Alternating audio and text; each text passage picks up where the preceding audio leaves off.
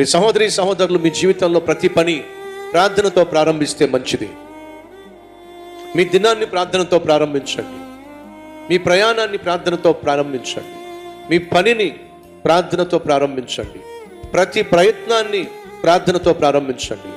పరిచర్యను ప్రార్థనతో ప్రారంభించండి. ప్రతిఫలం అద్భుతంగా ఉంటుంది. హడావిడిగా లేచిపోవడం, హడావిడిగా రెడీ అయిపోవడం, హడావిడిగా బయటికి ఉద్యోగానికి వెళ్ళిపోవడం మంచిది కాదు.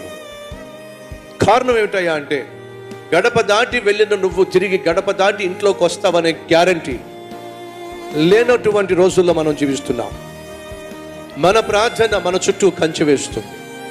మనకు వ్యతిరేకంగా సైతాను నియమించిన ప్రతి ఆలోచనను, అపాయాన్ని, ఆపదనను మన ప్రార్థన జయిస్తుంది. కాబట్టి సంగమా, ఈ పనిని, ఈ ప్రయాణాన్ని, ఈ ప్రయత్నాలను ప్రార్థనతో ప్రారంభించండి. ప్రతి దినాన్ని